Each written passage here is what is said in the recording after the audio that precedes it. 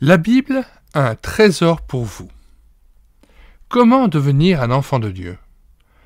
Lecture audio des pages 8 à 11. 1. Reconnaissez devant Dieu que vous êtes pécheurs et perdus. Nous sommes tous les créatures de Dieu, mais pas forcément ses fils ou ses filles. Être son enfant, c'est être en accord, en harmonie, en communion avec Dieu. Un proverbe dit « Quand la lionne met au monde un petit, il ne ressemble pas à la gazelle. » Or, l'homme n'est pas le reflet de Dieu, comme le lionceau, celui du lion. Dieu est saint, juste et parfait. L'homme est coupable et pécheur. Dieu a donné une loi et des commandements pour que l'homme vive en accord avec lui, mais l'homme est incapable de les observer. Il y a entre Dieu et nous une barrière, un mur. La Bible l'appelle le péché. Ceci est vrai pour tous les hommes. Romains 3, verset 10. Il n'y a pas de juste, pas même un seul. Romains 3, verset 23. Tous ont péché et sont privés de la gloire de Dieu. La Bible ajoute que le péché produit un fruit, la mort, c'est-à-dire la séparation d'avec Dieu. Romains 6, verset 23. Le salaire du péché, c'est la mort. Jacques 1, verset 15. Le péché étant consommé, produit la mort. Pour devenir enfant de Dieu, reconnaissez d'abord que vous êtes pécheurs et perdus, loin de Dieu. Vous pourrez alors comprendre pourquoi vous avez besoin d'un sauveur. 2. Repentez-vous. Savoir qu'on a un habit sale n'est pas encore avoir un habit propre. Or, Dieu veut que notre vie soit propre, nette.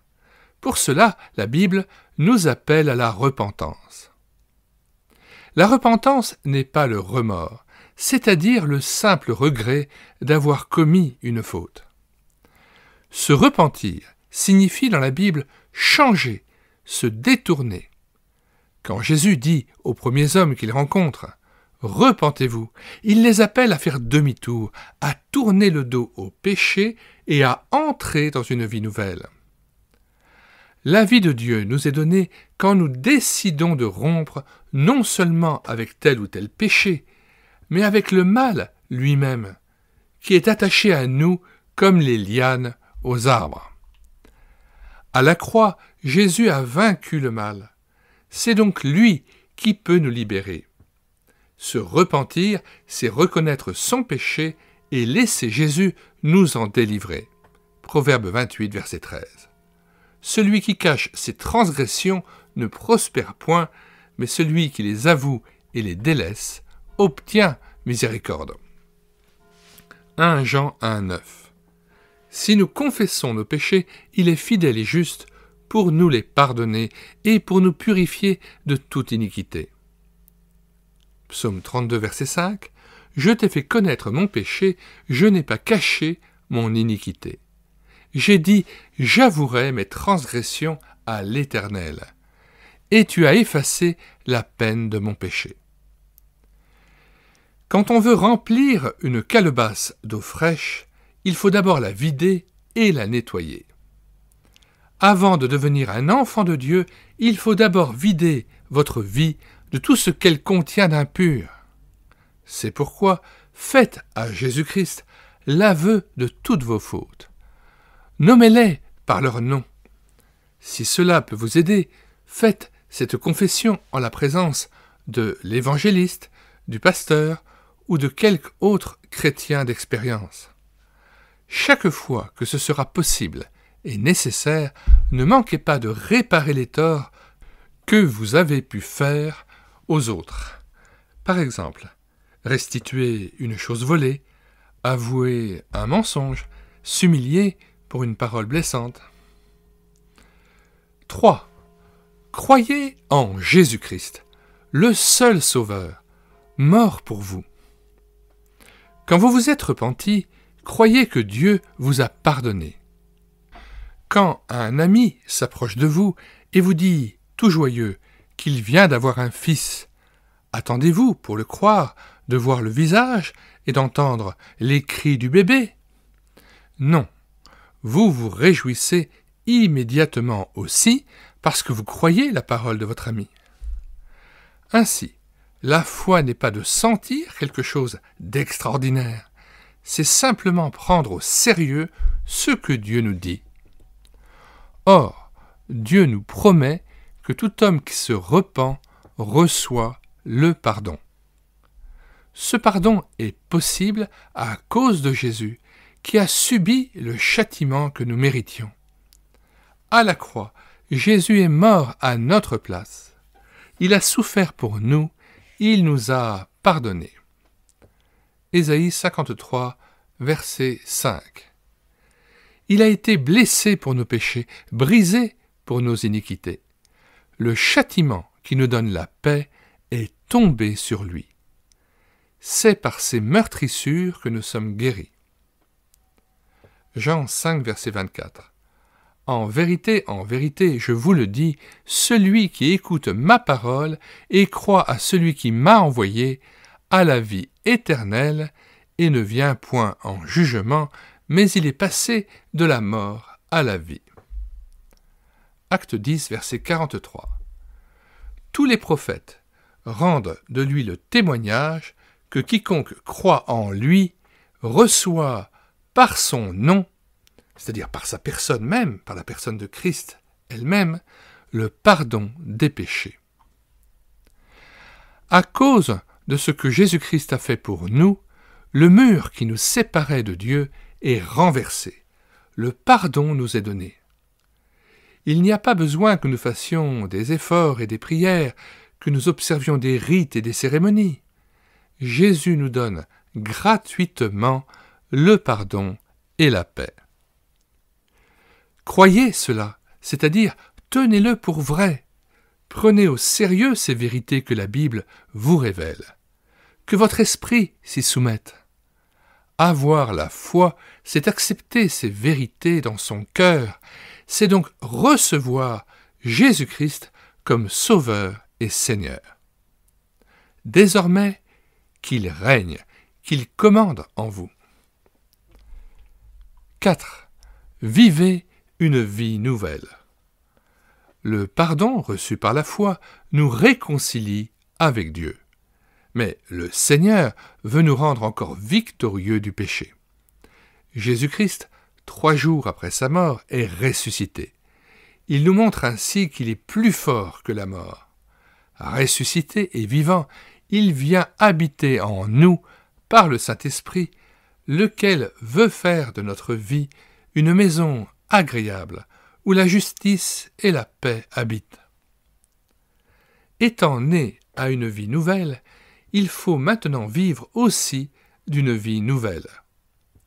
Que vos actes, votre comportement, votre vie tout entière prouvent ce changement. 1 Pierre 2, verset 24. Il a porté lui-même nos péchés en son corps sur le bois, afin que, morts au péché, nous vivions pour la justice. 2 Corinthiens 5, verset 17. Si quelqu'un est en Christ, il est une nouvelle créature. Galates 5, versets 22 et 25. Le fruit de l'esprit, c'est l'amour, la joie, la paix, la patience, la bienveillance, la bonté, la fidélité, la douceur, la maîtrise de soi. Si nous vivons par l'esprit, marchons aussi selon l'esprit. Demeurez ferme dans cette vérité. Pour que l'esprit vous fasse marcher en nouveauté de vie, il faut que vous lui obéissiez joyeusement, fidèle dans les plus petites choses, éclairé chaque jour par la Bible. Veillez à ne pas résister au Saint-Esprit pour qu'il puisse agir en vous en toute liberté. Fin de la lecture de ce chapitre intitulé « Comment devenir un enfant de Dieu ». Alors, avant de nous séparer, je vais lire un petit passage de Jean 5, versets 39 à 40. Jésus reprochait aux gens de son époque, et notamment aux Juifs érudits, « Vous sondez les Écritures parce que vous pensez avoir en elles la vie éternelle. Ce sont elles qui rendent témoignage de moi. Et vous ne voulez pas venir à moi pour avoir la vie. » Alors de même, lorsqu'on lit la parole de Dieu, lorsqu'on lit la Bible, qui est un trésor, certes, parce qu'elle nous révèle la parole de Dieu en Jésus-Christ, il ne faut pas se contenter de la lire et de croire même ce qui est écrit. Il faut aussi venir à Jésus-Christ comme Dieu vivant, ressuscité, et qui vous entend. Vous venez à lui et vous lui ouvrez votre cœur. Et de vos lèvres, après avoir confessé vos péchés, vous dites que vous croyez que son sang a coulé pour vous et qu'il efface vos péchés parce qu'il les a expiés à votre place. Alors venez à lui, c'est ce que Jésus-Christ criait quelques chapitres après, dans Jean 7, verset 37, « Le dernier jour, le grand jour de la fête, Jésus se tenant debout s'écria, « Si quelqu'un a soif, qu'il vienne à moi et qu'il boive. Celui qui croit en moi, des fleuves d'eau vive couleront de son sein, comme dit l'Écriture. » Il dit cela de l'Esprit que devaient recevoir ceux qui croiraient en lui, car l'Esprit n'était pas encore, parce que Jésus n'avait pas encore été glorifié. Alors, maintenant que Jésus a été glorifié, que le Saint-Esprit a été répandu à la Pentecôte, toute personne qui vient à Jésus-Christ, qui croit en lui, reçoit comme don de Dieu, c'est le plus beau cadeau que Dieu puisse offrir à l'homme, son Esprit Saint, par lequel Jésus-Christ et Dieu le Père vont faire de votre cœur le temple de son Esprit. La conversion, c'est l'acte par lequel vous vous tournez vers Dieu. Mais la nouvelle naissance, c'est l'acte de Dieu, par lequel il vous adopte comme son enfant. Il vous donne un esprit nouveau, un cœur nouveau, le cœur de Jésus-Christ, par lequel vous pouvez complaire à Dieu, par lequel vous êtes transformé à l'image de Christ. Alors nous n'avons pas à vouloir ressentir l'Esprit Saint. C'est le don qui est promis par Dieu à celui qui croit en Jésus-Christ. Croyez tout simplement que Dieu le fait, qu'il vous scelle du Saint-Esprit pour la vie éternelle, lorsque vous croyez en Jésus-Christ, tout simplement. Alors j'aimerais terminer par la prière. Seigneur Jésus, toi seul tu connais les cœurs de ceux qui m'ont écouté, qui ont entendu cet audio. Le vœu de mon cœur, la prière de mon âme, c'est qu'ils puissent devenir enfants de Dieu par la foi en toi, Seigneur Jésus, et recevoir ton Esprit Saint tout simplement. À toi la gloire, Seigneur, parce que ton salut, ton évangile est parfait, et parce que tu réalises à la perfection ton œuvre dans le cœur de ceux que tu as choisis et élus. Dès avant la fondation du monde, ton amour est éternel, Seigneur, tes desseins s'accomplissent fidèlement. Nous t'adorons et te bénissons, au nom de Jésus. Amen. Nous vous invitons, bien entendu, à vous rendre dans les commentaires de cette vidéo afin de pouvoir bénéficier du lien de téléchargement de cet ouvrage et de pouvoir continuer la lecture après l'avoir téléchargé sous forme de book ou de livre numérisé. Nous avons ajouté à ce lien de téléchargement plusieurs autres liens de téléchargement gratuit d'ouvrages ou de liens vers des playlists d'ouvrages que nous vous recommandons. Rendez-vous sur notre site internet médiathèquechrétienne.fr, site où nous avons assuré la réédition numérique des ouvrages chrétiens épuisés et non réédités. Nous en sommes à plus de 1350 ouvrages. Alors faites votre miel de toute cette richesse qui est maintenant mise à votre disposition en téléchargement gratuit et immédiat sur le site internet médiathèquechrétienne.fr. chrétienne.fr. Alors, vous entrez sur la barre de recherche Google, médiathèque-chrétienne.fr, d'un seul tenant et sans accent. Arrivé sur le site, vous cliquez sur « Livre à télécharger ». Puis vous faites une recherche par ordre alphabétique d'auteur. Pour cet ouvrage, précisément la Bible, un trésor pour vous, il s'agit d'un ouvrage anonyme. Donc vous cliquez sur l'onglet « Ouvrage anonyme » et là, vous recherchez cet ouvrage. Après l'avoir trouvé, vous cliquez sur « Lire, écouter, télécharger » et après la présentation de l'ouvrage, eh bien, vous cliquez sur « Télécharger en Word » ou « Télécharger en PDF » et l'ouvrage est aussitôt téléchargé sur votre ordinateur et vous pouvez alors le lire tout à loisir sans avoir à télécharger aucun logiciel ni à vous inscrire sur le site médiathèque-chrétienne.fr.